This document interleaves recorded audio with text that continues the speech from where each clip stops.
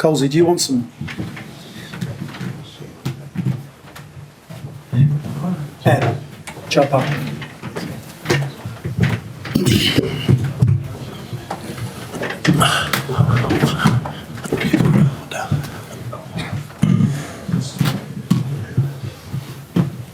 It's just Maro. No, Steve's here. It's just something. Okay, doesn't.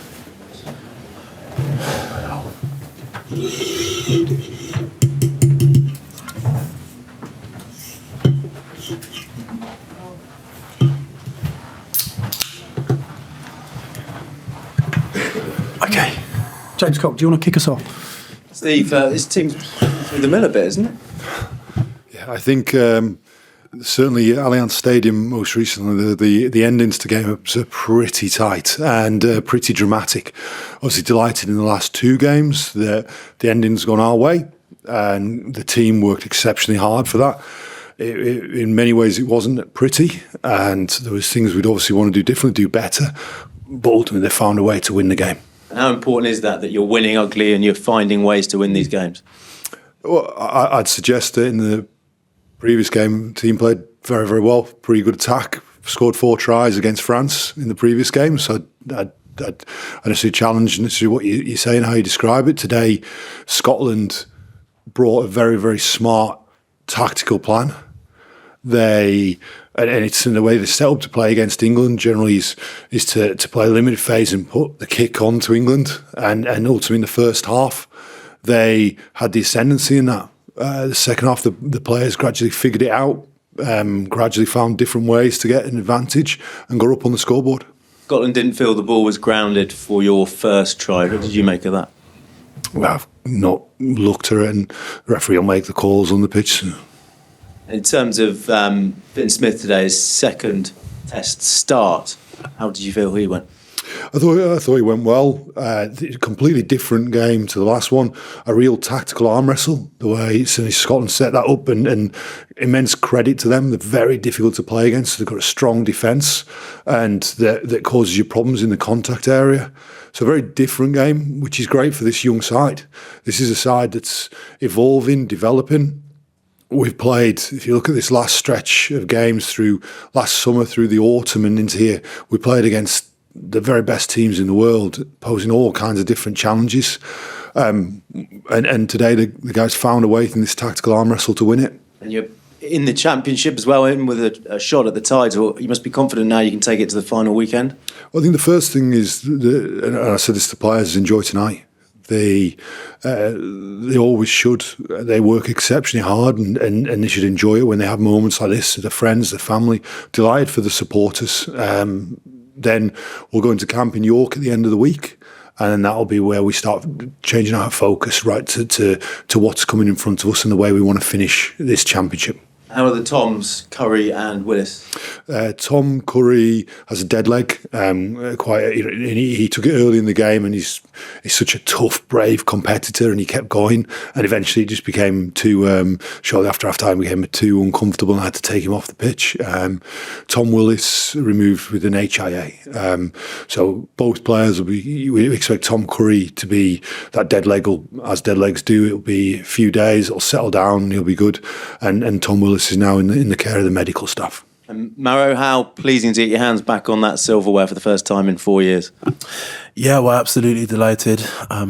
Scotland are a top team and they played well again today. But from our point of view, we're delighted to get the win. The boys fought hard. It wasn't necessarily pretty. It probably didn't go all our way. They threw a whole load of difficult questions and scenarios at us, and I'm just very proud that the boys stuck in there. And we found a way to win. And that character that you mentioned and referred to there, is that really positive for the team going forward? Yeah, that's the foundation of what we want to be. We want to be a team full of character, a team full of fight. You know, every game of rugby is going to be periods that are going against you, and how much you can fight, how much you can pull together, how much you can, change momentum in your favour is crucial. Okay, great. So we're going to go Alfie Reynolds from TalkSport, then we're going to go James Weil from Planet Rugby, and then Ed from PA. You can go after James Weil, okay? Gents, congratulations. Steve, you got an impact from the bench again today. Harry Randall and Chandler Cunningham himself, who we didn't see against France. Can you just get a word on them and why? What was it about the game today that you thought it was right for them to come on? Yeah, I think those decisions are always a feel, but we speak a lot around the impact of the bench. I thought you did right. I thought they were very good in that second half today, and added a whole lot of impact. And I think we've got good players. You know, I think we've got the makings of it's going to be a very good team, and experiences like today, 23-man efforts like today, will really help us, I think. And is it fair to say that in these last two games, Steve, we've perhaps seen a development in your side that they're able to win games that for periods of perhaps your second best? I think Maro's already alluded to, these are good teams playing against. There's two teams out there, and we're real respectful of the opposition. And there's times where you're in the ascendancy, and there's times where they are. And you want to maximise your opportunities and minimise theirs. Each of these games has been very, very different. What pleases me is I think the team's evolving. I think it's a team that we don't necessarily want to play the way we had to play today. We want the ball in hand. We want to move the ball. I think we've got a whole lot of creative talent. But Scotland, then they're trying to stop you do that, and they did it real well. So we found a way to win, and we'll make sure we're better for this experience. Maro, what impact do these narrow wins have on you as a group? What are the big learnings and maybe confidence that you're able to take away from them? I think they're good experiences for the team to go through. You know, the growth of this team. We've been on the, I guess, end of some negative results, tight in the last moments of games, and now we're, I guess, finding a way to win and win these tight exchanges. And I think all these experiences build the character of the team, and hopefully we can keep on building. But, you know, it would be nice if it wasn't so narrow at the end. So we'll work hard to perhaps try and make it a little bit easier for Steve. I think more of his hair might fall off if we keep doing this. Steve, I know you like a stat. England in that game achieved 194 tackles, and 10 of your forwards achieved 14 tackles or more in the game. It was quite a remarkable defensive effort, bearing in mind Scotland had 60% territory in possession. How happy are you with that defensive effort? I mean, obviously you're delighted. And how do you build upon that and start to hone it so that maybe these games aren't as nerve-wracking for all of us? I think that there's a whole lot of positives from the defensive effort. I think, as Maro alluded to, the character the team shows, the scramble, the team ran hard for each other. And that is, as a coach, you're watching it, you want things always to go perfect, but fundamentally they run hard for each other.